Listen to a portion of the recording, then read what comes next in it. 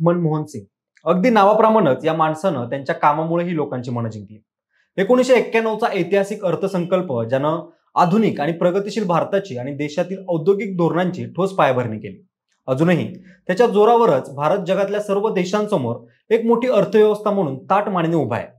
The accidental prime minister म्हणजेच अपघातानं राजकारणात आलेला नेता, तसंच गांधी घराण्याच्या हातात रिमोट असलेला मुका पोपट, कमकुवत शक्तीचा पंतप्रधान, अशा कित्येक टीका त्यांच्यावर झाल्या. एकदा पत्रकारांनीही त्यांना ऑन कॅमेरा तोच प्रश्न केला की तुमचा रिमोट गांधी घराण्याकडे आहे अशी टीका होते. तुम्हाला वाटतं का तुम्ही कमजोर पंतप्रधान आहात? त्यावर 3-4 मिनिटांचं मौन बाळगून डॉक्टर मनमोहन सिंग म्हणाले होते, मला तसं वाटत नाही. इतिहास माझ्यावर अन्याय करणार नाही. इतिहास उत्तर देईल की मी कमकुवत पंतप्रधान होतो की नाही. आणि खरंच इतिहासानं उत्तर दिलं. आजही जगातले देशातले कित्येक राजकीय तज्ज्ञ डॉक्टर मनमोहन सिंग यांना आतापर्यंतचे सर्वोत्तम पंतप्रधान म्हणतात. नुकतंच राज ठाकरे यांनी म्हटलं, डॉक्टर मनमोहन सिंग यांनी देशासाठी, सामान्य जनतेसाठी शांत राहून न बोलता जे काही करून दाखवलं ते कित्येकांना खूप बोलूनही करता आलेलं नाही. राज ठाकरेंच्या वाक्यानं अनेकांच्या भुवया उंचावल्या आणि लोक खूप बोलणाऱ्या मोदींची तुलना कमी बोलणाऱ्या मनमोहन सिंग यांच्याशी करू लागले. मंडळी, काल 26 डिसेंबर रोजी भारताचे माजी पंतप्रधान डॉक्टर मनमोहन सिंग यांचं निधन झालं. गुरुवारी सायंकाळी प्रकृती खालावल्यानं त्यांना उपचारासाठी दिल्लीच्या एम्स रुग्णालयात दाखल करण्यात आलं होतं. त्यांचं पार्थिव आता दिल्लीमधील त्यांच्या निवासस्थानी आणण्यात आले. शनिवारी 28 डिसेंबर रोजी त्यांची मुलगी अमेरिकेतून आल्यावर त्यांच्या पार्थिवावर अंतिम संस्कार केले जातील. भारत सरकारनं त्यांच्या मृत्यूनंतर 7 दिवसांचा राष्ट्रीय दुखवटा जाहीर केलाय. आजच्या व्हिडिओत आपण पंतप्रधान मनमोहन सिंग यांच्या कार्याची माहिती घेऊन नेमकी कोणत्या पीएमची सत्ता देशासाठी अमृतकाळ आणि कुणाची विनाशकाळ होती याचा आढावा घेऊ. नमस्कार, मी अक्षय आणि तुम्ही पाहताय विषयच भारी. मंडळी, सुरुवातीला थोडक्यात मनमोहन सिंग यांच्या वैयक्तिक आयुष्याची माहिती घेऊ. तर पाकिस्तानच्या पंजाब प्रांतातील गाह या गावात मनमोहन यांचा जन्म झाला. दिवस होता 26 सप्टेंबर आणि वर्ष 1932. मनमोहन लहान असतानाच त्यांची आई वारली. तेव्हा मनमोहन केवळ काही महिन्यांचे होते. वडील कामानिमित्त सतत बाहेर असायचे. तेव्हा ते त्यांच्या काकांकडे राहायला गेले. तिथं आजीनं त्यांची चांगली काळजी घेतली. तेव्हा सगळे त्यांना मोहना म्हणायचे. त्यांच्या जन्मगावी शाळा किंवा प्राथमिक आरोग्य केंद्र नव्हतं. मनमोहन यांना उर्दू माध्यमाच्या शाळेत जाण्यासाठी रोज अनेक मैल पायपीट करायला लागायची. गावात वीज पोहोचली नव्हती. तेव्हा मनमोहन यांनी रात्री रॉकेलच्या देव्याखाली अभ्यास केला. शिक्षणाची आस आणि कोणत्याही गोष्टीचा डीप अभ्यास हे लहानपणापासून मनमोहन सिंग यांनी अवलंबलेलं धोरण. त्यांना बाबासाहेब आंबेडकरांच्या व्यक्तिमत्वाचं आकर्षण होतं. फक्त आणि फक्त शिक्षणानेच माणूस मोठा होऊ शकतो याची त्यांना पुरेपूर कल्पना होती.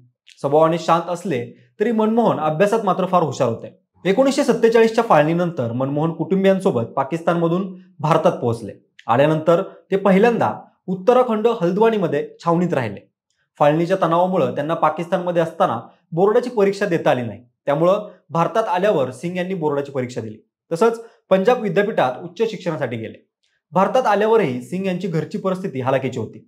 निर्वासित छावणीनंतर ते अमृतसर, पटियाला, होशियारपूर आणि चंदीगडला राहिले.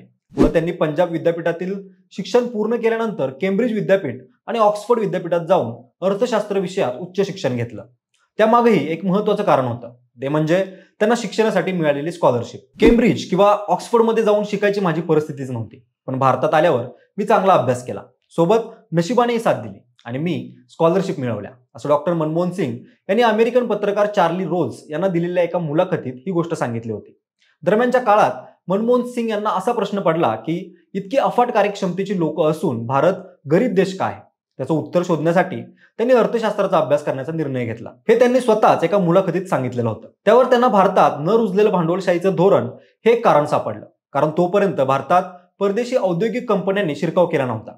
भारताचं औद्योगिक धोरण मुक्त नव्हतं. पुढे देशाचा सर्वांगीण विकास व्हावा यासाठी भांडवलशाहीची गरज असल्याचं त्यांचं मत झालं. दरम्यान 1991 मध्ये तत्कालीन पंतप्रधान पी.व्ही. नरसिंह राव यांनी त्यांना त्यांच्या मंत्रिमंडळात सामील करून घेतलं आणि केंद्रीय अर्थमंत्री झाल्यावर मनमोहन सिंग यांनी देशाची अर्थव्यवस्था जगासाठी खुली केली. देशात उदारमतवादाचं वारं वाहू लागलं. त्यामुळं पंतप्रधान पी.व्ही. नरसिंह राव यांचं भारतासाठी सगळ्यात मोठं योगदान काय असं कोणी विचारलं तर लोक आजही म्हणतात त्यांनी डॉक्टर मनमोहन सिंग यांचा शोध घेऊन त्यांना भारताच्या राजकारणात आणलं. हे कारण तेव्हा भारत दिवाळखोरीच्या उंबरठ्यावर उभा होता, कर्जात बुडालेला होता. त्यानंतर मनमोहन सिंग आले आणि त्यांनी त्यांच्या पहिल्याच अर्थसंकल्पीय भाषणात ठणकावून सांगितलं, आता ज्या विचारांची वेळ आली आहे त्याला जगातली कुठलीही ताकद रोखू शकत नाही. व्हिक्टर ह्युगोच्या या ओळींनी सुरुवात केलेल्या भाषणात त्यांनी वारंवार राजीव गांधी, इंदिरा गांधी आणि नेहरूंचा उल्लेख केला. पण त्यांच्या आर्थिक धोरणांच्या बरोबर उलटी पावलं उचलून डॉक्टर मनमोहन सिंग यांनी भारतीय अर्थव्यवस्थेला ताकदीनं जगासमोर आणलं। आजही त्यांचं India's export trends and prospect for self sustain growth हे पुस्तक भारताच्या व्यापार धोरणाची पहिली आणि सर्वात अचूक समीक्षा मानली जाते। जवाहरलाल नेहरूंसारखा 5 वर्षांचा कार्यकाळ पूर्ण केल्यानंतर सलग दुसऱ्यांदा पंतप्रधान होण्याची संधी मिळवणारे डॉक्टर मनमोहन सिंग हेच दुसरे नेते होते। मनमोहन सिंग हे नियोजन आयोगाचे उपाध्यक्षही राहिले आहेत। याशिवाय ते रिझर्व्ह बँकेचे गव्हर्नर, पंतप्रधानांचे आर्थिक सल्लागार आणि विद्यापीठ अनुदान आयोगाचे अध्यक्षही होते। भारताच्या आर्थिक इतिहासात सर्वात महत्त्वाचे वळण तेव्हा आलं जेव्हा ते 1991 ते 1996 पर्यंत भारताचे अर्थमंत्री राहिले।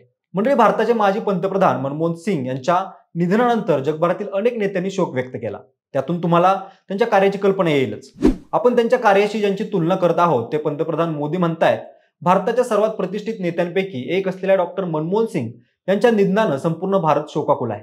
अतिशय सर्वसामान्य कुटुंबातून जन्मलेले मनमोहन सिंग एक नामांकित अर्थतज्ञ म्हणून उदयास आले।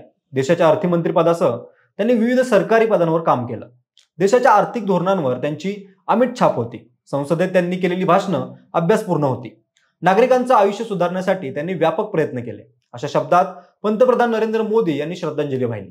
तर अफगाणिस्तानचे माजी राष्ट्राध्यक्ष हमीद करझाई, मालदीवचे माजी राष्ट्राध्यक्ष मोहम्मद नशीद यांनी शोक व्यक्त केला।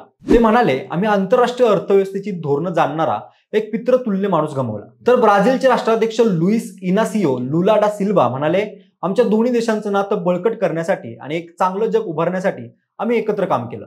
ब्राझील, दक्षिण आफ्रिका आणि भारताला एकत्र आणून IBSAच्या निर्मितीत आणि ब्रिक्सच्या पायाभरणीत सिंग यांची भूमिका महत्त्वाची होती। दरम्यान काँग्रेस नेते मल्लिकार्जुन खरगे म्हणाले, त्यांच्या आर्थिक उदारीकरण आणि हक्कांवर आधारित कल्याणकारी धोरणानं कोट्यवधी भारतीयांचं जीवन अमूलाग्र बदललं। त्या धोरणानं भारतात एक मोठा मध्यम वर्ग निर्माण केला आणि कोट्यवधी लोकांना गरिबीतून बाहेर काढलं। शब्दांपेक्षा कृतींवर भर देणारा माणूस आणि देशाच्या उभारणीत असणाऱ्या त्यांच्या मोठ्या योगदानामुळे त्यांचं नाव इतिहासात कायमच कोरलं जाईल। तर केंद्रीय मंत्री नितीन गडकरी म्हणाले, माजी पंतप्रधान डॉक्टर मनमोहन सिंग यांच्या निधनामुळे तीव्र दुःख झालं। भारताच्या आर्थिक प्रवासाची दिशा ठरवण्यात त्यांचं मोलाचं योगदान होतं। देशाच्या प्रगतीचा मुख्य आधारस्तंभ म्हणून त्यांची भूमिका लक्षात राहील। आता आपण त्यांच्या कार्यकाळातली आर्थिक धोरणं आणि मोदींच्या काळातली आर्थिक धोरणं यांची तुलना करू। मंडळी, काँग्रेस आणि भाजप यांच्यातील वाद हा काय फक्त सामाजिक विचारांचा नसून श्रेयवादाचाही आहे। त्याचाच एक फॅक्टर म्हणून अर्थव्यवस्थेकडे बघितलं जातं। काँग्रेसकडून अनेकदा अशी टीका केली जाते की भाजपाने म्हणजेच मोदींनी नवीन धोरणं आणण्याऐवजी मनमोहन सिंग यांनी सांगितलेली आर्थिक धोरणंच अधिक प्रभावीपणे रुजवली आणि फक्त श्रेय घेतलं। पण खरंच तसं आहे का? मनमोहन सिंग यांच्या कोणत्या धोरणांनी देश बदलला तर ऐका।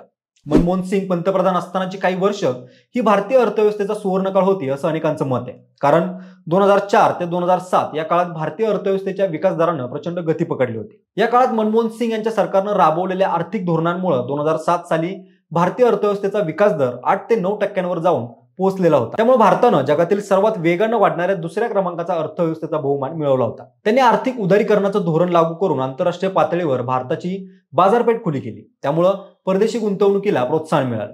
परिणामी भारत जागतिक बाजाराशी जोडला गेला। त्यांच्या धोरणामुळे लायसन्स राज नष्ट झालं। त्यामुळे व्यापार आणि उद्योगाला नवीन चालना मिळाली। मनमोहन सिंग यांनी पंतप्रधान असताना 2005 साली भारतात व्हॅल्यू ॲडेड टॅक्स VAT ही कर प्रणाली सुरू केली होती। विक्री करासाठी असलेल्या जुनाट कर प्रणालीमुळे भारतीय अर्थव्यवस्थेला फटका बसत असल्याचं लक्षात आल्यानंतर मनमोहन सिंग यांनी हा निर्णय घेतला होता। त्यामुळे जुनाट कर प्रणालीचा अंत होऊन व्हॅल्यू ॲडेड टॅक्स ही कर प्रणाली अंमलात आली। मनमोहन सिंग यांनी उद्योगांवरील बोजा कमी करण्यासाठी सर्व्हिस टॅक्सची प्रणाली सुरू केली। याशिवाय राष्ट्रीय ग्रामीण रोजगार योजना अर्थात मनरेगा ही योजना देखील मनमोहन सिंग यांच्या काळातच सुरू झाली होती। त्या योजनेअंतर्गत 100 दिवसांचा रोजगार आणि किमान 100 रुपये दिवसाची मजुरी निश्चित करण्यात आली होती। ग्रामीण भागातील तळागाळातील जनतेला मनरेगा योजनेचा मोठा फायदा झाला होता। डॉक्टर मनमोहन सिंग यांच्या कार्यकाळातच राईट टू एज्युकेशन अर्थात शिक्षणाच्या अधिकाराचा कायदा हा एक महत्त्वाचा निर्णय घेण्यात आला। या अंतर्गत 6 ते 14 वर्षापर्यंतच्या मुलांना मोफत आणि सक्तीच्या शिक्षणाचा अधिकार निश्चित करण्यात आला। तसंच 2005 मध्ये डॉक्टर मनमोहन सिंग सरकारनं नागरिकांना सरकारी अधिकाऱ्याकडून कोणत्याही कामाची माहिती घेण्याचा अधिकार दिला। या कायद्याला माहिती अधिकार कायदा असं नाव देण्यात आलं। या कायद्यामुळे सरकारमध्ये बसलेल्या लोकांच्या कामात पारदर्शकता आली आणि त्यांची जबाबदारी निश्चित होऊ शकली।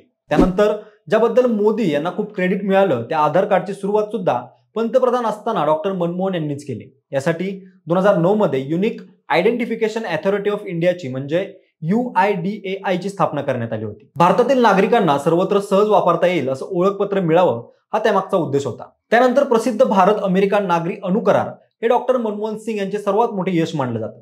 त्या करारानंतर भारताला अणुपुरवठा दर गटातून सूट मिळाली. त्याशिवाय देशाला नागरी आणि लष्करी आण्विक कार्यक्रम वेगळे करण्याची मुभा देण्यात आली होती. या करारानंतरच भारताला ज्या देशाकडे हे तंत्रज्ञान आहे त्या देशांकडून युरेनियम आयात करण्याची परवानगी देण्यात आली. आणि आता शेतकऱ्यांच्या किंवा लाडक्या बहिणींच्या खात्यात ज्या सिस्टीमद्वारे पैसे येत आहेत त्या डायरेक्ट बेनिफिट ट्रान्सफरची सिस्टीम सुद्धा डॉक्टर मनमोहन सिंग यांनीच लागू केली होती. लोकांना त्यांच्या संलग्न बँक खात्यांद्वारे थेट अनुदान हस्तांतरित करण्याची प्रणाली स्थापित करणे हे त्या कार्यक्रमाचं उद्दिष्ट होतं.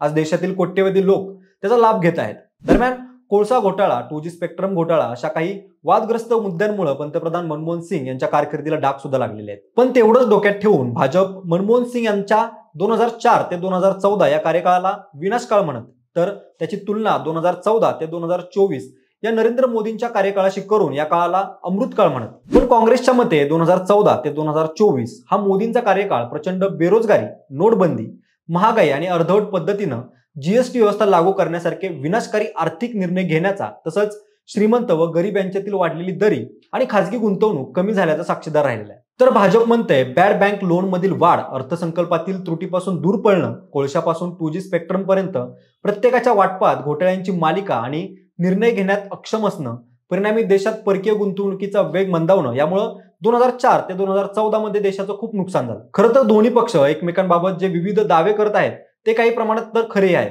ऑब्झर्व्हर रिसर्च फाउंडेशनचे माहिर शर्मा यांच्या मते दोघांच्या आरोपात काही प्रमाणात सत्य आहे. दोघांनीही चुकीचे निर्णय घेतले. काँग्रेसनं टेलिकॉम आणि कोळसा तर भाजपनं नोटबंदीमध्ये. पण युपीए विरुद्ध एनडीएच्या 10 वर्षांच्या तुलनात्मक आर्थिक आकड्यांवर एक नजर टाकल्यानंतर दोन्हींच्या संदर्भातील एक संमिश्र चित्र उभं राहतं. युपीएच्या 10 वर्षांच्या काळात 2008 ते 2009 दरम्यानची जागतिक आर्थिक मंदी वगळता सरासरी जीडीपी हा 8.1% होता. तर एनडीएच्या 10 वर्षांच्या काळात 2020 ते 21 मधील कोविडचा काळ वगळता सरासरी जीडीपी हा 7.1% एवढा राहिला. पण जागतिक आर्थिक मंदीच्या तुलनेत कोविडमुळे भारताच्या अर्थव्यवस्थेवर झालेला परिणाम खूप जास्त होता, हेही खरं आहे. त्यामुळे एनडीए सरकारच्या कार्यकाळात जीडीपीची सरासरी कमी राहिली यात काही नवल नाही. काही जाणकारांच्या मते मोदी सरकारनं पायाभूत सुविधांमध्ये विकास करून प्रशासनात सुधारणा करत विकासाचा वेग वाढवण्याचा पाया रचलाय. त्यात मग डिजिटल इंडिया सारखा प्रोजेक्ट असेल किंवा स्किल इंडिया कार्यक्रम, ऑनलाईन सुविधा केल्यानं मोदींच्या काळात प्रशासनाला वेग आलाय. महागाईबाबत मोदी सरकारची कामगिरी संमिश्र राहिली. मोदी सरकारनं रस्ते बांधणीसारखा भांडवली खर्च अधिक केला. एनडीए म्हणजे मोदी सरकारच्या काळात जीडीपी मध्ये उत्पादन क्षेत्राचा जो वाटा असतो त्यात घट झाली. जागतिक बँकेच्या आकड्यांनुसार ज्या 10 वर्षांमध्ये युपीए सरकार सत्तेत होतं त्या वर्षांमध्ये उत्पादन क्षेत्राची सरासरी 15 ते 17% मध्ये होती. तर मोदी सरकारच्या कार्यकाळात मेक इन इंडिया सारखी मोहीम आणि उत्पादन क्षेत्राला दिलेल्या सवलतींवर अब्जावधी डॉलर खर्च करूनही 2022 पर्यंत मॅन्युफॅक्चरिंग सेक्टरचा जीडीपी मधील वाटा घटून 13% वरती राहिला होता. निर्यात वाढीचा दर मनमोहन सिंग यांच्या काळात अधिक चांगला होता. त्याचप्रमाणे मानव विकास निर्देशकांबाबतही मोदी सरकारची कामगिरी मनमोहन सिंग सरकारच्या तुलनेत खराब राहिलेली आहे. मानव विकास निर्देशांक आरोग्यातील विकास, शिक्षणाचं प्रमाण आणि व्यक्तींच्या जीवन स्तरावरील विकास दर्शवतो. मोदींच्या कार्यकाळात मानव विकास निर्देशकात भारताची क्रमवारी घसरलेली पाहायला मिळाली होती. मागे भारतीय रिझर्व्ह बँकेचे माजी गव्हर्नर रघुराम राजन बीबीसी सोबत बोलताना म्हणाले होते की 2014 ते 2024 मध्ये फिजिकल कॅपिटलसाठी खूप वेळ वाया घालवला, पण ह्युमन कॅपिटल तयार करण्याकडे आणि आरोग्य तसंच शिक्षण क्षेत्रातील सुधारणांकडे फार लक्ष दिलं गेलं नाही.